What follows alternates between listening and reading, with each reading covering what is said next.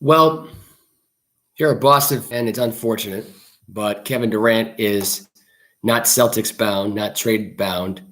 If you're a Heat fan, you're kind of sad about not getting Durant too. If you're a Toronto Raptor fan, you're kind of sad as well here. I just realized we're a little bit dark in here. Give me 1 second here.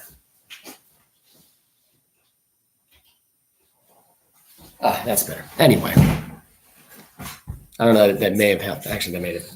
I've actually probably been better off with the light off. The more I think about it, probably is better. Yeah. Okay, here we go. Now we're better.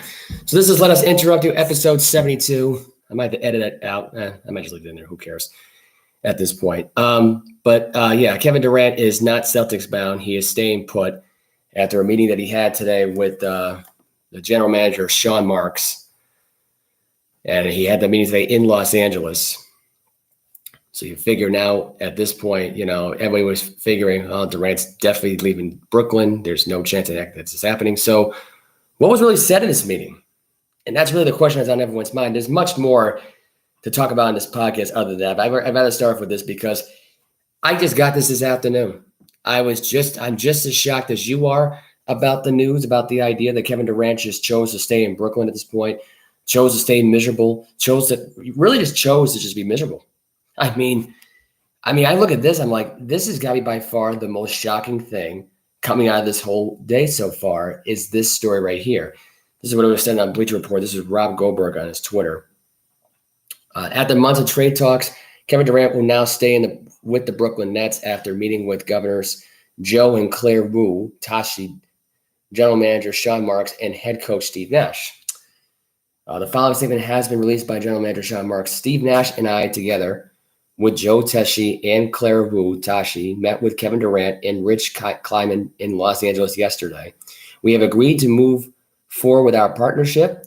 We are focusing on basketball with one collective goal in mind, build a lasting franchise to bring a championship to Brooklyn. That was what was said in the statement by the Brooklyn Nets here today. Here's my theory on this whole thing. Something happened along the lines. I don't know if it was a issue with head coach, maybe an issue with the general manager, maybe the owner, didn't put out enough. I don't know what they want. I don't know what Durant would want more with these people. I really don't know. He got the star treatment. He got the extension that he wanted. He got the contract that he wanted. But you want to know what it was at the end of the day? Kevin Durant was just in a bad mood because Kyrie Irving should be reprimanded for what happened for missing most of the season. I think honestly, this would not surprise me if the season were to start out today, that Kyrie Irving got suspended for not getting himself vaccinated throughout 2021, 2022. It would not surprise me. He did get eventually vaccinated, which is crazy. But I think the problem is that Kyrie Irving was bound to play on the road. He was allowed to play on the road in road games. The problem was he just didn't want to take the vaccination. He did not want to come to work. He did not want to do anything with the Brooklyn Nets. I have a funny feeling it has something to do with Steve Nash being the head coach. I don't think Durant really cares who the coach is right now on this Nets team. I think Kyrie does. I think Kyrie just cares more about money. He knows he's going to get guaranteed money whether he plays or not. That's the reality. And I think at the end of the day, I would not be surprised right now if Kyrie Irving gets suspended for sitting out for most of the season at this point. Would not be surprised. Would not be surprised that came from the commissioner's office. Would not be surprised that came from the owners. Really, it just would not surprise me. And this is probably what Durant probably wanted in the first place. He probably wants Kyrie off his team. Let's be honest. If we're going to really be honest with ourselves here now going forward here, the fact that he's sticking around kind of surprises me. I really thought Durant was either going to get traded to Memphis or Boston. The more I heard about Memphis, I said to myself, I don't know about Memphis. I can't really imagine him going to Memphis. But now him staying in Brooklyn, to me, I just find that surprising. And I think to myself, he's in 4 years of this right now. They're not going to win a championship in Brooklyn. That's just not going to happen. This team is a dumpster fire with a franchise right now that is too confused on what they want to do. They don't know what they really want to do at all with this team. They don't know who the face of the team is. We don't know if Durant wants Nash around, doesn't want Nash around, wants the GM around, doesn't want the GM around, doesn't want the owner of the team around. We don't know what he really wants. I got to be honest right now going forward about this whole thing. I don't know what I want from Durant either. Other than the fact right now, this man right now, He didn't really make any promises, really. I mean, he basically broke another promise now by trying to leave Brooklyn and trying to get himself traded. He did break that promise. He failed at that. So I guess you could say another broken promise by Kevin Durant. Whoop-de-doo. But, I don't know. Maybe it was Ben Simmons that drew out the final straw. Maybe him unfollowing Durant and unfollowing Kyrie and unfollowing the Brooklyn Nets and the whole thing just goes to show that Ben Simmons just did not want to play for Brooklyn in the first place. I don't think he really wanted to play basketball in the year 2021, 2022. So I don't know. Ben Simmons will play one quarter of basketball in the month of October this year or the month of April. Who the hell knows? But we know who will. It'll be Kevin Durant and possibly Kyrie if he shows up to work. But him going to Brooklyn and staying in Brooklyn to me kind of aggravates me to no end. The fact that he blew an opportunity to play with a Celtic team that really, honestly, let's be honest at this point, is one player short right now of winning a championship. I'm just saying.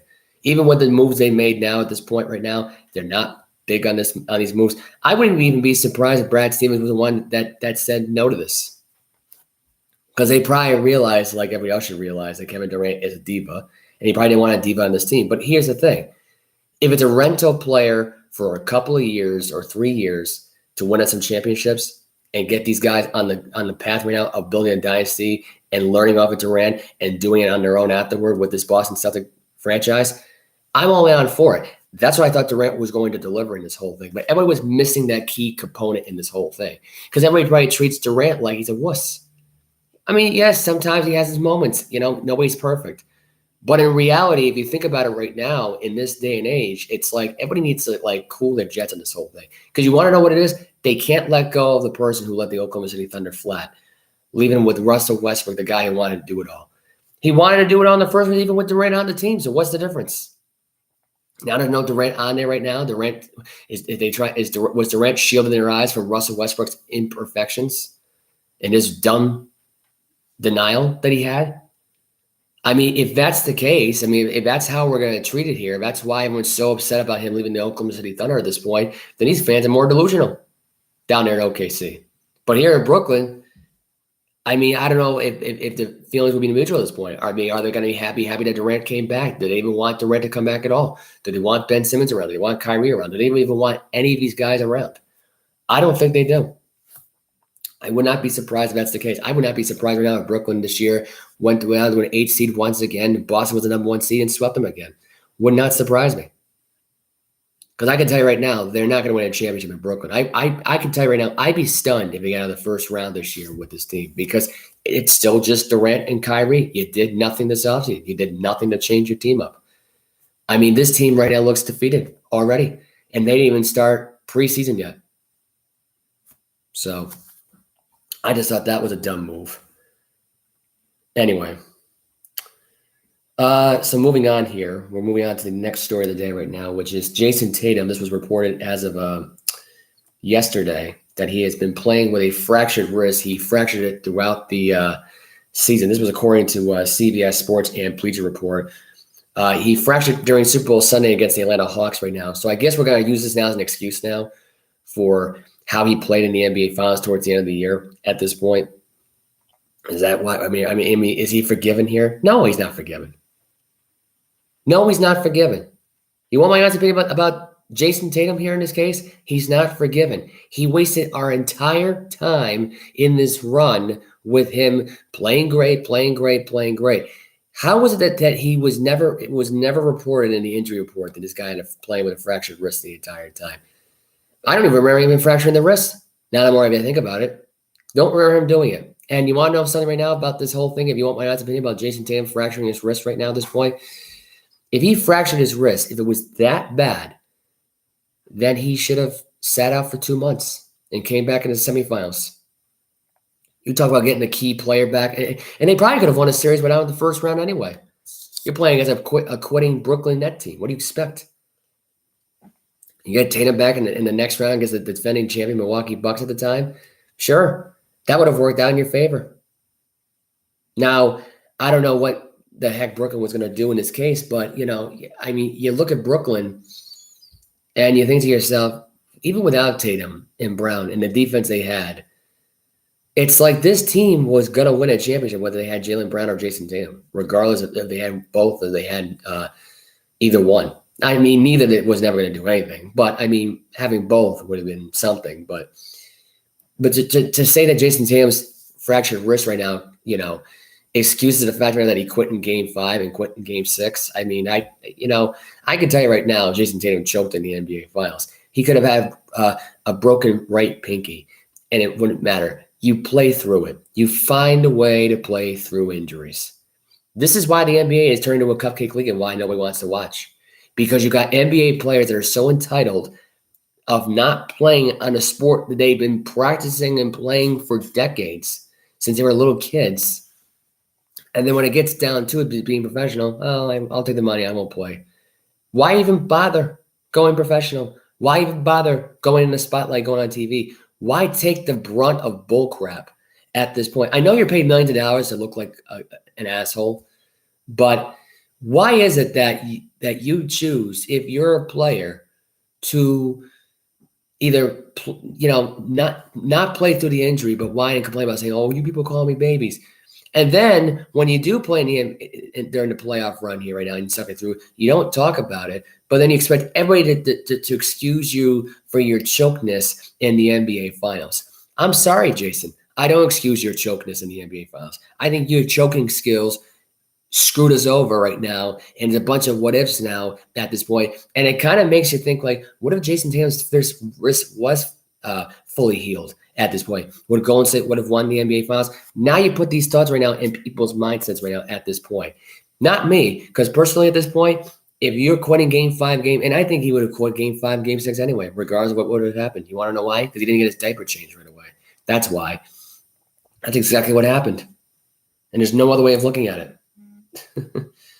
So, I mean, I don't know what else to say here other than it's just more stupidity from Jayson Tatum at this point. It really is. And it drives me insane that everybody has got to excuse this guy's behavior. It's just, I don't know. This was according to ESPN. John Gruden apparently screwed up a deal on Brady going in and playing for the Bucs. Sorry, not for the Bucs, for the Raiders back in 2020. This would have been a deal where I think at this point it was rumored. Sean Davis went on CBS Sports saying, I have no idea about this deal. You can ask Dana White about that. I'm not 100% sure. Of course, now at this point, he's denying the fact right now at this point about this sign. I think he knew about the signing Mark Davis. How could you not know about trying to sign to go and trying to sign his colleague Rob Gronkowski? Gronk, by the way, who feels like I'm fine with it. He wanted to play for Tampa Bay anyway. He didn't want to play for Las Vegas. And Dana White supposedly said right now, well, I have a clip of it right here, saying that Brady was already looking for houses in Las Vegas. But this is the clip right here that I have right here. I also got another question for you, man. I know when Tom was a free agent about 2-3 years ago, before he went to Tampa, you gave him a recruiting pitch on why he should join Vegas Raiders. What went wrong with that recruiting pitch that you gave him? Do I really tell this story right now, Gronk? Do you want me to tell this story? Yeah. You can give a brief story. You don't got to go too much in details because you never know. I could have been in Vegas for the last 3 years, man. What the heck? It's still there. You would have You signed would have it. been. You would have been. So I would have been. I'm the one. I worked to put that deal together for Brady and Gronk to come to the Raiders, and it was almost a done deal. And at the last minute, Gruden blew the deal up and said that he didn't want him. And all hell broke loose, man. It was crazy. And Brady was already looking at houses, and it wasn't being said yet that Gronk was coming. So Las Vegas would have had Brady and Gronk the year that the Bucs won the Super Bowl, except Gruden blew the deal up. And there's so much story that goes along with this behind the scenes. And I was never going to tell that story till Gronk just said it. But, yeah. And Dana, that is exactly what happened. And you just told me. So that was Dana White with the Gronk family was watching UFC 278. That was the big fight that went happen over the weekend. I don't have the recap for the UFC fight. I will do more UFC fight recaps, but I just wanted to play that clip there for that because here's the thing. You want to know why John Gruden didn't take Tom Brady? Because this would have been Derek Carr's moment to run to the owner and say, do you really want to sign Tom Brady over me? The guy you invested in? Just brainwash him thinking like, I'm better than Tom Brady. Because Derek Carr was going to get John Gruden fired regardless if he ever won or lost the game. Because they were already hating each other from the word go. If you go back and watch YouTube videos, it will, and you can find like heated battles within teammates. It's John Gruden and Derek Carr. They both hate each other at the time. They still do, I believe to this day. I don't think there's ever been an apology throughout this whole thing. Gruden blew up the deal because, and I say this only because of this possibility, because I think Gruden was on the hot seat anyway with his Raider team anyway. I think he was. I think he already was, even before the whole email woke stuff happened to him. Derek Carr was already at odds with John Gruden. John Gruden had a short lease with the team, even though he signed a 10-year deal, so he was never going to get fired anyway. But that got hosed with the whole email thing. But here's the thing. I think Gruden was still in the hot seat regardless because this team never made the playoffs with Gruden back. And, I mean, just not sign Tom Brady. I mean, maybe he was afraid of a tampering thing. Maybe there was a tampering thing involved because of the whole Dolphin thing. So I don't think there was a bribery involved in this whole thing, though, for John Gruden to be signed $100,000, though, to tank every game to get Tom Brady, like the Dolphins were trying to do with Flores. But there could have been some tampering going on with this whole thing that Gruden didn't want any part of. But, I mean, it was during the offseason, though. So it wasn't like it was throughout the 2019-2020 season, though. So that's what makes me annoyed about this whole thing, is the fact that Gruden didn't take this opportunity and cash in on it. I'm surprised at this point. Maybe he was willing to go down with the ship. Maybe he wasn't even motivated on winning championships with this Raider team. Maybe he was motivated on the money aspect of things. Maybe he just didn't care that much. Maybe he didn't need to win a championship. I mean, you could have had Brady and Gronk. I mean, Gronk went on record saying, I don't regret that decision. I mean, I wanted to play for Tampa Bay. But he could have played for Las Vegas. And Dan White almost put the whole deal together. Just the idea of it. Just the idea of Gronk and Brady. They would have won the Super Bowl that year. They would have won the Super Bowl the next year. They would have probably three-peated this year. Because right now, this team's got Devontae Adams. You got Gronk. You got Hunter Renfrow. You got Darren Waller. That team would have three-peated. No question. That's not even a debate here. That's a fact. Now, Derek Carr, now Brady was on that barbershop show saying, you're sticking with that mother bleeper over me, or that son of a bitch over me. You know, I think it was either mother bleeper or son of a bitch. I don't remember.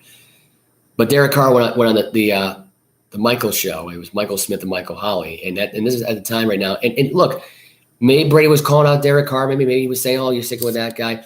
We already know right now he was talking with the Miami Dolphins more than he was talking with anybody else. Or because he wasn't saying it about Justin Herbert. We all know that for sure because we would have heard of Dean Sperano's Tom Brady conversation all over Los Angeles. That would have been the biggest news on the block. It would have been the biggest news for Las Vegas as well, but it was definitely about the Dolphins. It was definitely about Ryan Fitzpatrick. It was about the Tua Tagovailoa experience. But I think really, if you think about it really, and here's another way of looking at it too, Brady could have said this, you know, he could have even said it before he was a free agent, maybe when he was in, you know, Miami, New England still at the time, saying you're sticking with this guy. You know, it's just, he could have been distant Brian Flores too, for all we know too, in this whole thing. But yeah, John Gruden screwed up the deal. And I got to be honest with you right now, at this point right now, I mean, it's bad enough that he already, because I think he knew that he was going to get fired from his job for the whole NFLPA, the whole email exchange thing, because this stuff was starting to come out right when he had the job. Because I think Mark Davis said, I'm going to expose you if you screw this whole thing up with you know, Derek Carr. And of course he did. And in spectacular fashion. And that's where John Gruden lost his job. I wouldn't even be surprised if it just had the Davis family written all over it. Because they never really wanted Gruden to come back. They never did. They were desperate. That's why they gave him a 10-year, $100 million deal that's no longer, you know, at this point, I think Gruden's going to get the money guaranteed anyway. So he don't need to coach again. He's got the $100 million going in his pocket for the next 10 years. But the fact of the matter is that Brady could have dissed Derek Carr in this whole thing. That could have been a diss towards him. But the more I think about it, I'm thinking in my head, like, Brady played against Derek Carr before and never had a problem with, and never really, thought he sucked or was beneath him in any way, shape, or form. He was in a work in progress, and he was a rookie at the time. To me, I figured Derek Carr already had a deal going on at that point. So even with Brady, and Brady was a free agent, so it's not like Derek Carr was a free agent too. So it could have been Ryan Fitzpatrick that was going to be heading to free agency at the time with the Miami Dolphins. Because I looked at this back and think to myself, I don't imagine this being Derek Carr, but if it was, that would not make Derek Carr a happy camper. Let's just put it that way. Belchick supposedly did not know about the possible unretiring of Julian Edelman. This was according to CBS Sports today. Says he does not know anything about the unretiring, and he talks to him regularly. So they say on the phone as much, really. I'm not going to read the quote on this whole thing. And I'm going to tell you this right now, and here's my take.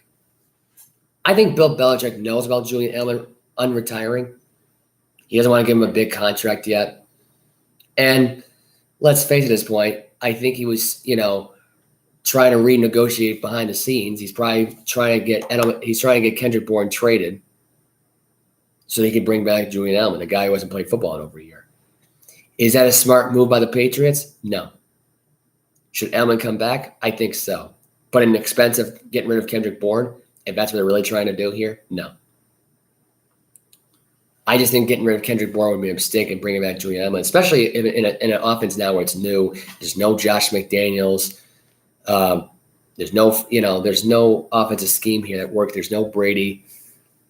I mean, you got Matt Patricia, who is now being put on record now, and being kiss ass material right now because Bill Belichick making sure of it right now with Mac Jones going on record saying how he's the best offensive coordinator he's ever had, which is complete garbage. And really, I think it's just to stir things up and stir the pot up a little bit for the Raiders-Patriots matchup in Las Vegas during the preseason right now and in December. So we're going to get a lot of this, confluence when it comes to, Matt Patricia right now and Joe Judge being the biggest things in sliced bread. But as far as the whole, Belichick and, Edelman thing, they've talked for years. This is nothing new. I mean, they talked, after he got drafted that night, during the offseason. And really, it's Edelman who always reaches out to Belichick. It's never really the other way around. And I think Edelman just does it for fun. He mocks Belichick for fun. I think he gets permission saying, hey, I might say some stuff about you. Is it okay? And I think Belichick says, make me some money. Because, if Belichick gets talked about here or gets some kind of attention, it's going to make Belichick happy. Whether it's negative, whether it's good. And he don't care because he's successful. He's got the boats, 8 rings. He's got 8 Super Bowl rings, legitimately speaking. So this is nothing new. This is nothing new behind the scenes in this whole thing. It's just, to me, I'm surprised right now that, that Belichick, is playing the card right now. Oh, I don't know. I don't know if he wants to unretire or not. This is news to me, which is complete bogus at this point. I think he knew at this point. Edelman has said it now for weeks now of him coming out of retirement. He went on the Rich Eisen show saying he wants to come out of retirement and play football. This is nothing new. Edelman wants to come out of retirement. He's going to play ball at this point. Belichick is not, is really starting to lose it with Bourne. Bourne's not really earning the graces right now of the Bill Belichick that we know and love here. And what's going to end up happening is that one of two things. Either he gets traded before the last preseason game or right after. Because, and I try to tell my cousin Michael this, by the way, on the idea of Bill Belichick, not allowing Bourne to play football because he initiated the fight first, which I don't think Michael realized that that's what I was trying to go with here. But he's trying to praise Bill Belichick like he's God, like he's the only head coach that knows what he's doing. Which, by the way, I think he's the smartest head coach in the world when it comes to detailing and planning out. But execution sometimes it backfires, and nobody's perfect. I'm not expecting this guy to hit home runs right out the freaking gate here with these plans. Like the idea of Belchick right now not signing Patricia and Judge because they're still under contract with the Lions and the Giants. Look, the reality of it is they got fired from their jobs because they were both lousy coaches. They were bound to come back. And you want to know why Bill did it for himself right now to not pay these guys? Because they wanted to pay him more money. He'd rather save the money for himself. And Kraft feels the same way because Kraft's just as cheap as Bill is. And they already spent a shit ton during last season during the free agency period. Even though right now it doesn't even break the bank for what they have right now, according to Forbes magazine, which they're worth $6 billion still to this day. So whatever they lost in free agency, they gained back in inventory, they gained back in merchandise, they gained back in stock, they gained back in everything. But this right now, as far as I'm concerned with Edleman right now at this point, unretiring, I kind of hope it happens. I kind of hope he comes back. I don't want Bourne to get traded while it happens, though. But at this point, if Devontae Parker don't work out right now, I wouldn't be surprised right now if he got cut over for Edleman. I wouldn't be surprised. Or get rid of Nelson Aguilar. Aguilar at this point, who had one big catch to me. I mean, I look back and I thought to myself, you know what? There was some good, there was some bad with this game. And in the preseason game against the Panthers, the only thing I could say about this game was that Bailey Zappe was probably the star of the game. That was it. Zappe was the star of the game. You have, I would say maybe because I mean this offense was still struggling with the first team, but Zappe right now honestly has been the best thing about this offense up to this point. I'm sorry, but he has been. And you could say maybe it's I would say right now between because who's really been making improvements I would say right now is Lil Jordan Humphrey. Humphrey's been good. Humphrey might be a tad bit underrated as far as I'm concerned. You know, Aguilar might get cut, Parker might get cut, Bourne might get traded, and you're down to Lil Jordan Humphrey, Christian Wilkerson, and at this point, if this were to happen in this case, and you still got Juwan Smith, and you still got Hunter Henry, which he didn't play either because he was also part of that fight. I found out during joint practices last week. So who knows there what story with there, but he's been mad quiet. The whole Bourne news to me has been more of a surprise. And Bourne's been struggling bad, too. So Kendrick Bourne's not doing any better on offense. But anyway, that's not really that surprising. Reports going out right now that Trey Lance was playing with a broken finger that he hurt last year in preseason against the Raiders, which is probably the reason why that Jimmy Garoppolo has not been traded yet. I mean, I look at it like this. If Trey Lance, if they're going to use this as an excuse right now to why they haven't traded Jimmy Garoppolo yet, to me, you know what it tells me right now? That Lance ain't ready. They don't want to risk another injury, having two injury-prone quarterbacks on their roster playing in 2022. And Garoppolo right now at this point, who is yet to be traded, and according to other news, according to Newsbreak for the Browns, if they trade for him right now, it would hurt him in 2022, 2023, all the way down to 2026 because of what they have for Deshaun Watson's contract, for Myles Garrett's contract, and you add in Garoppolo's contract with that $130 million that's being forced out of their pocket at this point. They're already paying Watson way too much money. So it hurts them. The Browns are hurting right now because they should have Watson suspended for the entire season, but they're not. So it hurts them just because of that because they still got to pay the guy at this point. Because if Watson suspended were to last long enough, it would have been a setback year for Watson because Watson would never gotten paid. Now you got Watson who needs to get paid. The NFL screwed the Browns and the 49ers. I hate to say it. All because they want the star-key matchup with the Browns and the Texans. Do they really got to have it this season? Does it really matter? I mean, we all know that the Texans are going to suck at this point. By the time Watson gets back, Cleveland might be a little dicey, iffy. I'm not too, sure they're even that good enough to make it without Deshaun Watson. So, in my honest opinion, and I think this is actually, the key theory here is that Lance right now, and for a guy who had a broken finger throughout preseason, he seemed to throw the ball pretty good. Although mostly last year for Shanahan, it was basically using him for gadget plays. So it wasn't like they really made any bit of a difference now going forward. But I mean, I think honestly, Lance at this point being used for gadget plays in certain starting situations, though, was kind of a mistake. And maybe it was just an excuse to avoid Lance throwing the ball. Maybe Lance didn't want to throw the ball deep as much or throw the ball every time. But it cost him some games because if you really had a healthy Trey Lance, you probably – and here's my theory. If Trey Lance was never injured last season, I think Jimmy Garoppolo would already be gone right now for the 49ers, and this would be a totally different conversation. You could argue right now that finger injury kind of messed with the psyche right now of the 49ers at this point. And Jed York, who invested on this pick, because this was a pick made by Jed York. Because I think that, in real honesty here, I would not be surprised by this, that the 49ers really wanted to cash in on Mac Jones. And Jed York probably picked Trey Lance because he was still invested on Garoppolo, and they were invested on Mac Jones. Because there was a lot of reports saying that the 49ers really wanted Mac Jones. Mac Jones was the guy to go after. Mac Jones is the guy they wanted to target. And they didn't pull the trigger, which is kind of sad. But in reality right now, don't be surprised that Jed York made this pick knowing this guy hasn't played football for over a year, knowing that he shouldn't have played preseason that much to begin with, yet he played in the starting role at this point, and put him at risk because he wanted Jimmy Garoppolo to stick around. He wanted Jimmy Garoppolo to stay because that's his guy. That's his guy. Jed York is kissing Robert Kraft's ass to this day because he had a quarterback that they wanted. In reality, it was a sigh of relief after dealing with Colin Kaepernick. He didn't want any more quarterback controversy because he had dealt with enough of that with Blaine Gabbert, dealt with enough of that with whoever else was the quarterback there at the time, Kaepernick and Alex Smith.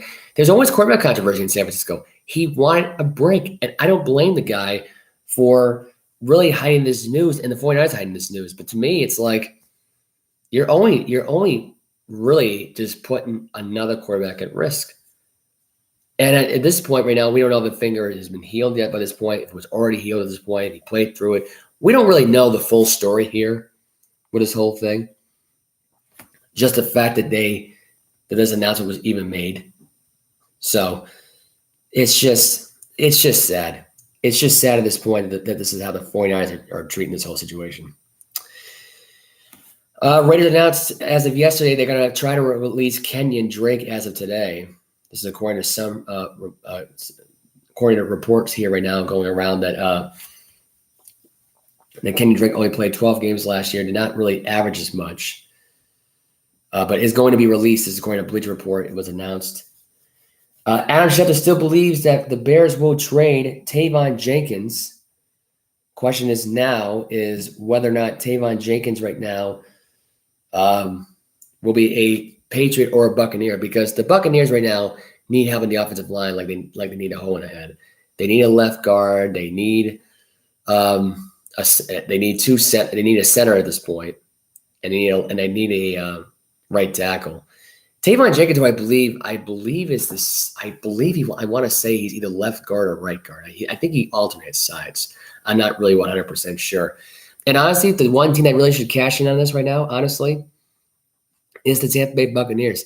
At this point, the Patriots are not going to spend that much money anyway. He's an open guy at this point. He wants to get traded out of Chicago, I believe. I'd say cash in and take him at this point. What do you got to lose at this point? You got to protect Tom Brady somehow. You can't let this 45-year-old get drilled. So just keep that in mind if you're a Bucs fan. If you're a Bucs right now, look at this Teven Jenkins kid. He's a beast. He's a big boy. I'd say go after him at this point. What do you got to lose?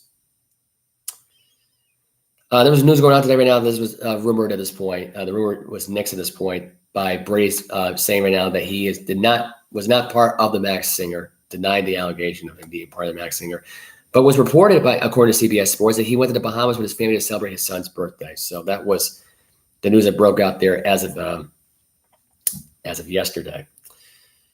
Also yesterday, Isiah Ford was traded from the Buffalo Bills to the Arizona Cardinals. I believe they got back a 5th-round pick for the trade. So Isiah Ford and Kyler Murray, who were both teammates in Oklahoma, now reunite in Arizona. So that's some good news. Baker Mayfield got the starting job for the Carolina Panthers as of yesterday. Will start for the rest of the season, and including the Week 1 matchup against the Cleveland Browns, his former team. Sam Darnold says it sucks, but he supports Baker every way, which form, blah blah blah. He'll support him. He's behind him 100%. So that's that. There's some more NFL news today. Packers, the Jaguars are trading away, are sending an undisclosed draft pick to the Packers for O-line Cole Van Lawn. So they got another offensive lineman from the Packers at this point. Jamie Roots dies, former Texan team president, died at 56 years old as of today. No cause of death, as according to Bleacher Report. So condolences goes out to the family and friends for the Roots family, or Rootes family. Sorry, I hope that didn't sound. I really hope I didn't go take that far. The Dolphins lose Mackenzie Alexander for the rest of the year. Plays an IR. No word yet on what caused the injury. Here's the roster right now from the Dolphins right now at this point. They've waived their punter Sterling Hofersher, linebacker DeAndre Johnson, and safety Shedrick Redwine, who have been waived as of this afternoon. Washington Commanders to retire Sonny Jurgenson's jersey. The quarterback who was inducted in the NFL Hall of Fame back in 1983 will be retired Week 18 versus the Dallas Cowboys. That was announced as of today. Kayvon Thibodeau right now has a sprained MCL for a chop block. The NFL ruled that it was not a dirty hit, but he will be out for the next 3 or 4 weeks. J.C. Jackson out for 2 to 4 weeks, undergoes minor ankle surgery, so it's going to sit him out for at least 2 to 4 weeks. Elijah Mitchell is going to return from his hamstring injury. He is on track to come back for Week 1 when they play at Soldier Field against the Chicago Bears. The Bears right now have made an announcement right now that they will fix their field in preparation for that Week 1 matchup for September 11th. Let's see. I think I have more stuff here right now. I don't think I have any more NFL. Oh, yeah, actually, I should bring this up as well. Raiders trade away quarterback Nick Mullen to the Vikings for a conditional 2024 draft pick. This is according to Bleacher Report. Bills punt guide Matt Ariza beats out the veteran Matt Hack for their starting punting job in Buffalo. That was announced as of yesterday. NFL rumor right now, the Ravens right now are offering Lamar Jackson a contract bigger than Kyler Murray's. This was received. This was according to Bleacher Report. This is what was said by Tyler Conway. The Baltimore Ravens are reportedly facing a big uphill battle in getting a contract extension in place with Lamar Jackson before Week 1. Jay Glazer of Fox Sports provided an update on negotiations, saying the Ravens have eclipsed the 5-year, $230.5 million extension extended by Kyler Murray. It's a really big uphill battle, and the reason why is because Lamar Jackson, he is representing himself. Glazer said, that is so hard when you have to go up there to the front office and try to negotiate. They've already offered him more than Kyler Murray got, but the Deshaun Wilson deal kind of throw things out of whack because I'm sure Jackson wants a fully guaranteed contract. I don't see the Ravens wanting to do that, post quote. So right now at this point, the Ravens are offering him the Kyler Murray 2.0 contract, except better contract in this case right now. And so far, it's tougher because Lamar Jackson is representing himself. Does that hurt him? That's a question that's on everyone's mind. It kind of does, because it does make things 100 times longer. You have no agent in this case that's helping you out at this point. Take something right now. It's like going to court trying to represent yourself in a trial. And it's delayed because you don't have a lawyer right now, and it's taking forever and ever and ever and ever and ever to get something going with substance. And to me, this is the same thing in this case right now at this point. Lamar's going to get his contract. I don't know if it'll be this year. I don't know if it'll be next year. I don't know if he'll be a free agent. Maybe he will be a free agent. Maybe he'll get moved. Maybe he'll get traded to the 49ers maybe for Trey Lance and Jimmy Garoppolo. Who knows? Be a hell of a story. I doubt that happens. But anyway, I was just kidding there about the idea of that. But imagine that would happen. That is insane. That is really insane. Hard to believe at this point. Really hard to believe that Lamar Jackson has not gotten a contract yet at this point. And especially, and think about it last year, where Lamar was kind of banged up last year. I mean, that really was kind of like the Ravens last, season in a nutshell at this point. Their defense was banged up, out for most of the year. And here you are now, trying to get this guy a contract at this point. He thinks he earned a contract, and he didn't play it the full year last year. So that's what makes it tough. And what's even worse is now you're representing yourself. That's not good. That's not good at all. especially right now with what's going on. It's really not that great. Let's see. I think I'm basically just gonna have nothing else to talk about here on the show. Let's take a look.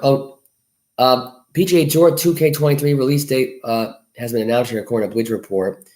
Tiger Woods is on the cover, and Michael Jordan is a bonus reveal. So he is also in the game. The Tiger Woods edition will be released on October 11th, followed by the standard edition on October 14th. Very interesting news to hear about Michael Jordan being on the PGA Tour game. I'm not understanding why he wasn't on the last 20 of them that were out at this point. You talk about kind of a weird scenario at this point, where a random surprise, Michael Jordan in a video game at this point, really in a different game besides golf. And here's my question at this point. For all the people out there who are video games, people who are into video games, really, I never thought of this really. Remember when Deion Sanders was playing baseball? Remember when Michael Jordan was playing baseball? That, all these guys that transferred over from football to baseball or whatever the case may be. How come they're not in these baseball games now? How come someone like Michael Jordan is not on an all-star edition, playing? I don't think he played great. I mean, Sanders was fantastic in this whole thing. But I don't know. To me, it just seems weird that at this point, Michael Jordan is in a golf game, PGA Tour version of this, which I'm surprised right now that Live Golf didn't cash in and try to get Michael Jordan at this point. Michael Jordan would have taken that 109 times out of 10 to get the hell out of Charlotte. Only that wretched basketball team.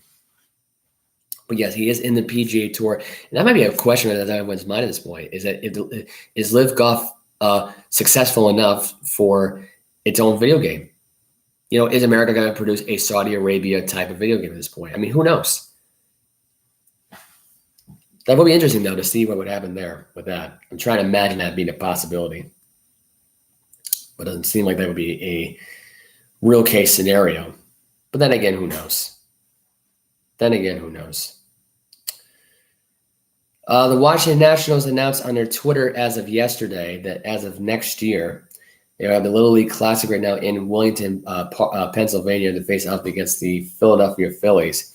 That match will take place on Sunday, August 20th in Bowman Field, Muncie Bank Ballpark at the historic Bowman Field. So that will be the weekend of the weekend of the Little League World Series commencing and all that. So that's really nice to hear. Saints wide receiver Michael Thomas deal with a hamstring injury. This is what Dennis Allen had reported on Bleacher Report. So once again, another injury for Michael Thomas. That's unfortunate. He is on track right now to start the season out right now. We'll see how healthy he will be, considering he didn't play at all in 2021 or at all in 2020. So, I think he played a little bit in 2020, though. I may take that back. He did play a little in 2020. This took place the other night. So Albert Pujols hitting 2 home runs last night. He's on pace right now for 700 now. I believe he's now at 693. And no player has ever done this, apparently. He had 4 hits and 2 home runs in the same game at age 42 or older before last night. So congratulations to Albert Pujols right now. He's on track to get 700. I think he will get 700. This man should go out right now at this point with 700 home runs and a World Series ring. I don't know if the Cardinals are good enough this year to make a World Series run. I mean, right now they're on top of the NL Central right now. It might be too troublesome for the Mets, maybe, because you have the Braves closing in, you have the Cardinals closing in, the Dodgers definitely closing in. So who knows? My pick is still Mets-Mariners in the World Series, but don't be surprised if we get to see a Cardinals-Mariners World Series this year. Who knows? Could lead to something very interesting. Paul O'Neill got his jersey retired. The longtime Yankee legend, Paul O'Neill, got his jersey retired as of yesterday, and he was known for his the bat and the cooler stuff. So he destroyed coolers before with his baseball bat. Multi-time world champion with the Yankees.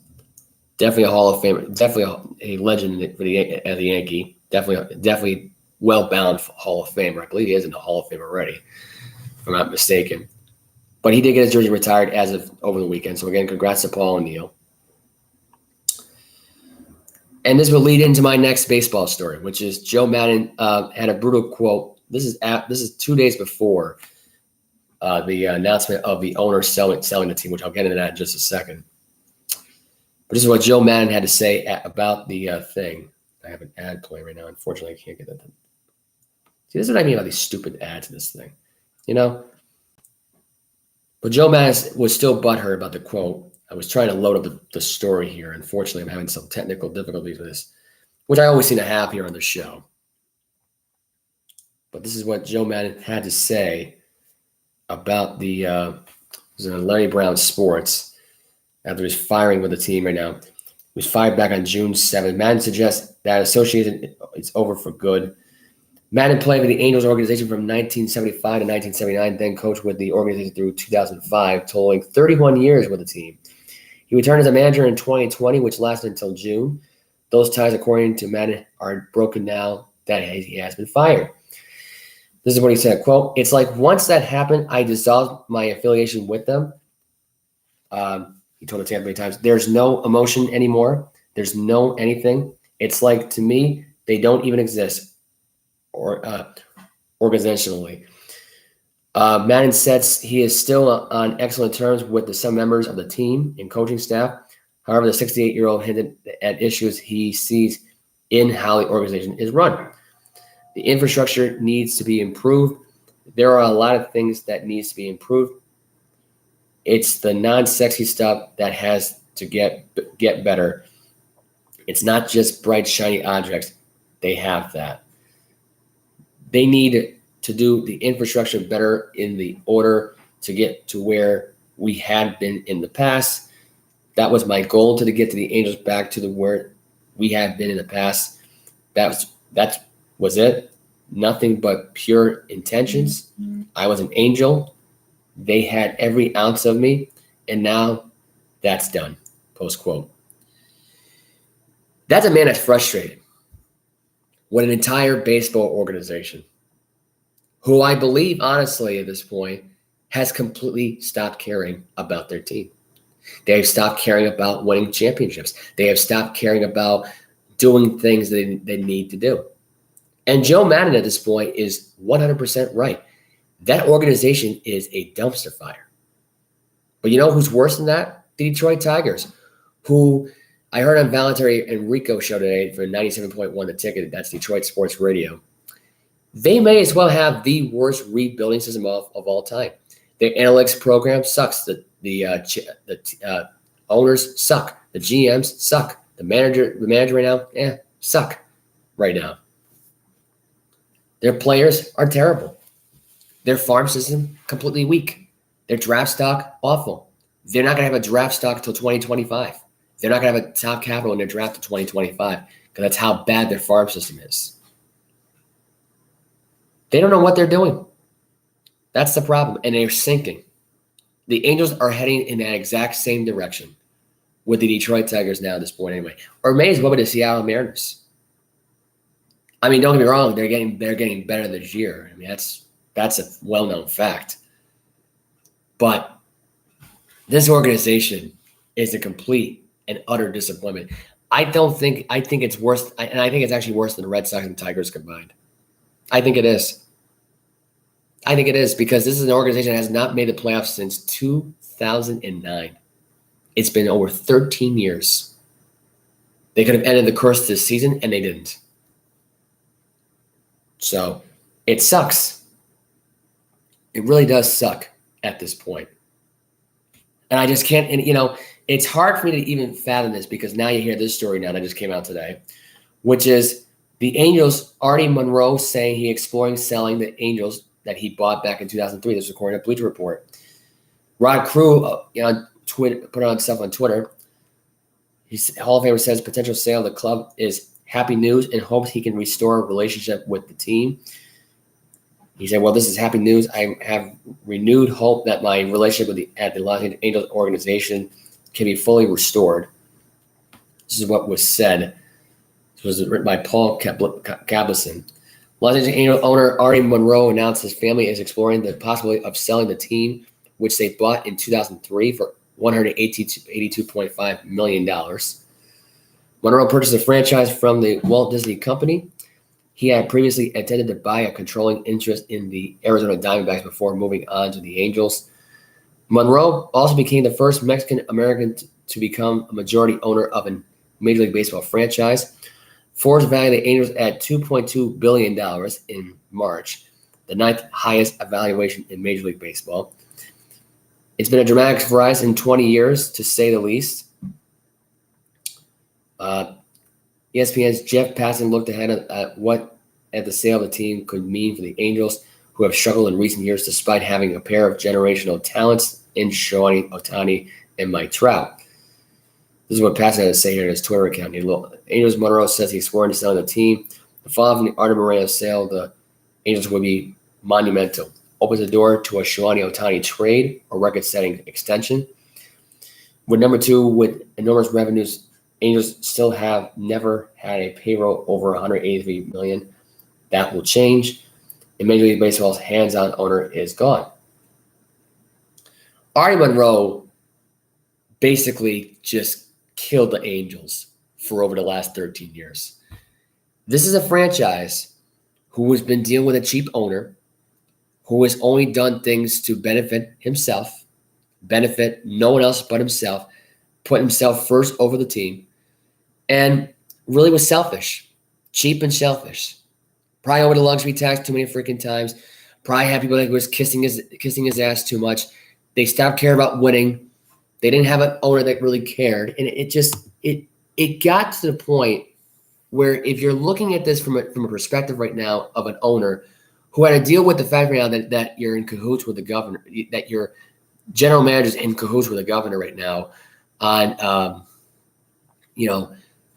using the team's stock money for their own investments instead of their own money, and allowing it to happen because he just didn't care about the team too much. And he was putting money in his own pocket, and he's just as dirty. So now you have a owner now at this point who is going to sell the team in the start of 2023. Would not surprise me at this point that somebody else buys this team. I wouldn't even be surprised right now if the NRL got better with this. I don't know if they'll make them go to the playoffs. I don't know if this means now Ohtani right now won't be a free agent at this point. They should re-sign Shohei Ohtani, though, if you had a Los Angeles Angels. I think with this, he's going to stay. I don't see how he doesn't. At this point right now, you got the factor going into it right now where you can retain Ohtani, you get other players, get other talent on this team, get more pitching, get more depth. Because just having Mike Trout out there and Ohtani, it ain't going to do it when you have 16 players in that team and a pretty great damn farm system that you can try to fix up to. I'm just saying, you tampered with Syndergaard, you messed with Joe Madden. And the question is now is that with this sale, is Joe Madden going to return as a manager to this team? Is he wanted on this team? Because bottom line, with him being gone, this team was 100% worse. They could have gotten over this without Joe Madden getting fired. I don't think Joe Madden was the reason he got – I don't think this was the reason he got fired. I think the people were seeing right through this. I think the media was seeing right through this bull crap malarkey, and that was the end of it. And I just can't figure out as a franchise on how they would stick around the following year at this point, where Ohtani not being there and Mike Trout being limited, you'd just be going right back to Mike Trout all over again and being a third place or fourth place team, possibly even be fifth. I think most of the time you guys were fifth place. I mean, there was some years where you got in third at least, but there were some times where you were in fifth place because of just having Mike Trout and Albert Pujols. I mean, that's it. That's all you really had, really. So, very, very, convenient. This quote came out now, and then the owner decides, wait a minute. Not saying Joe Madden caused this sale to happen here, but very convenient on the timing of this whole thing. Not from the Madden perspective, but for what happened months ago besides this, with the general manager and the partner, taking the stock from the team right now and just underpaying half these talents on this team and not building your farm system up and stop giving a damn. Monroe had a moment of clarity and just woke up and realized, I need to sell this team. I no longer care about this baseball team anymore. By the way, when you buy this team after the other president helped the team win the World Series, it's like at that point, everything was changed. But Joe Madden, and look, Joe Madden has a ring because of this team. He was around for this team for a while. He was part of their winning culture down there in 2002. What a great time. And who knows?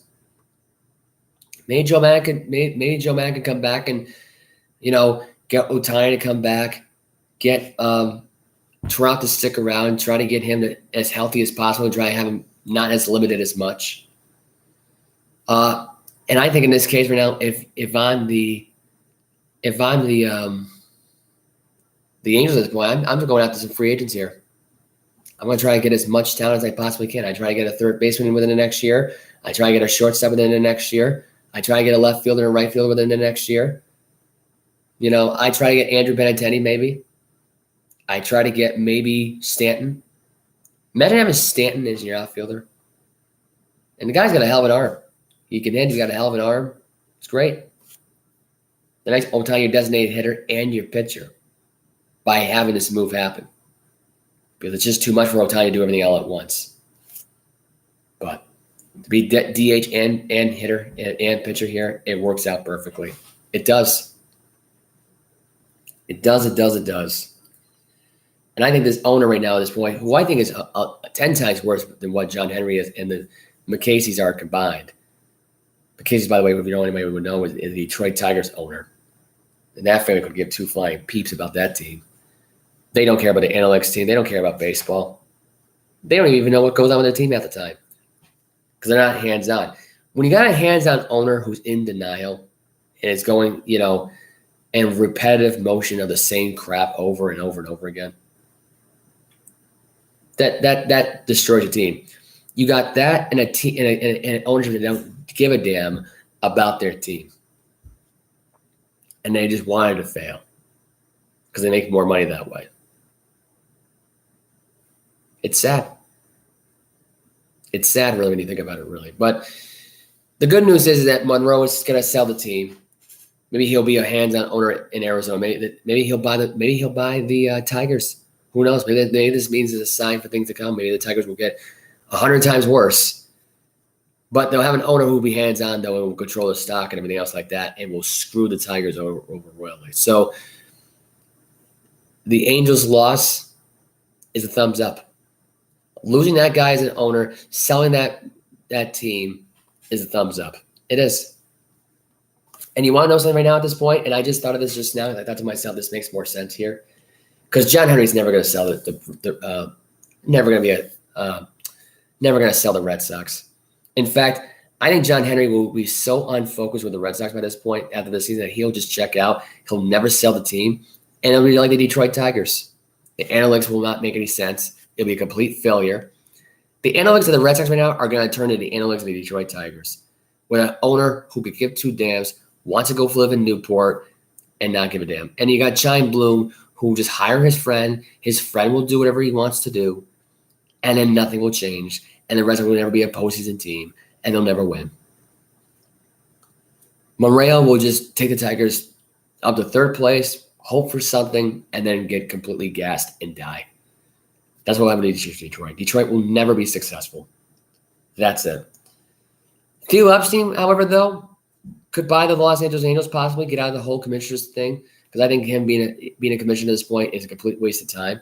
I think you're better off buying a baseball team at this point and taking it to the promised land. I think it makes sense here. I think it makes a lot of sense here.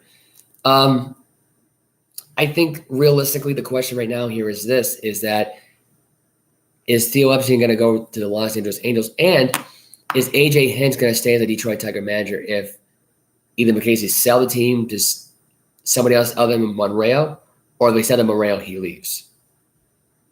Is A.J. Hinch going to get hired by the Red Sox in the next year or two? Is Alex Cora going to be promoted as general manager?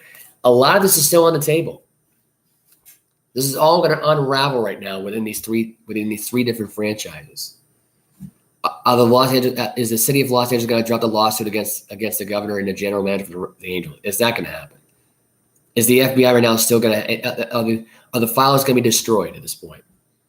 Are we going to see Spygate in baseball 2.0 in baseball be destroyed? Is evidence going to be destroyed? Has Manfred destroyed the evidence? I go back to this, and this is episodes months back. that I talked about this. I don't remember what episode it was, but that's that. I mean, congrats on right now. If you're the Angels right now, you should be happy about this. Really should be happy. Just got the news now. This is just reported. Gus Edwards, running back for the Baltimore Ravens, has an ACL injury. Has been placed on injured reserve. They will be out for the first 4 games, as according to the Bleacher Report and CBS Sports. I just made the announcement. I probably should get on the Red Sox last night. This was not part of the format of the show. This is actually one of those things I actually was willing to bring up myself here. As the Red Sox last night, did nothing last night. They lost 2 out of 3 to the Baltimore Orioles, however, though. They did not play last night. The Yankees did play last night against the Mets, however, though. So the Yankees won 4-2, obviously. The Phillies beat the Reds last night 4-1. Rays beat the Angels 2-1.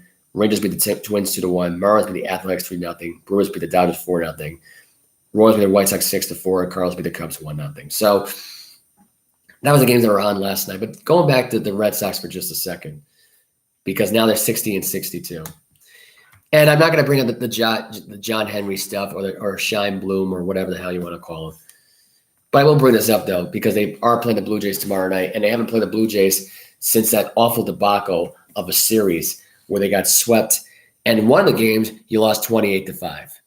If you want to go back to that was the Red Sox rant. I think that was this Sportsflash rant, I think it was, or Sound Off Red Sox blowout. I don't know what the name of that video was, but they do have a 3-game series starting tomorrow against the Blue Jays. Keep this in mind at this point. If you lose all 3 of these games, your wild card comeback is over. Your dream of going to the playoffs is over. Your reality is set in because right after that, you play the Tampa Bay Rays, and right after that, you play the Minnesota Twins. And I'm going to tell you right now, I have no confidence in this team whatsoever. This is a series that you probably should have won in the first place.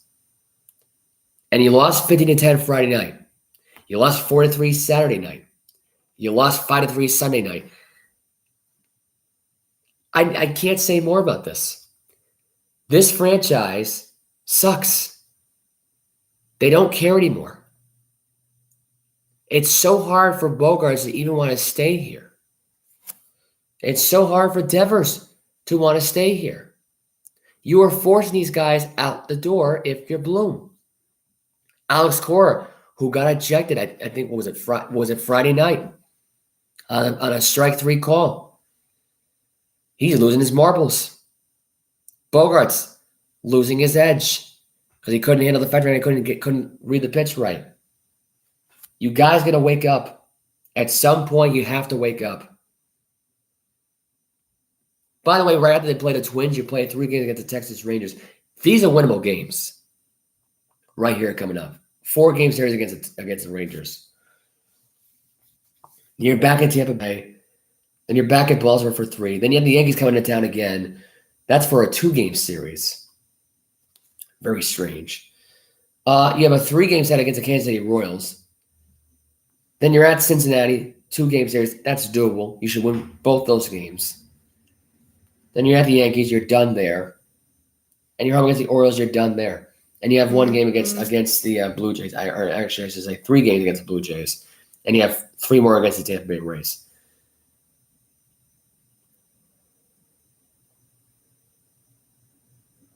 Anyway,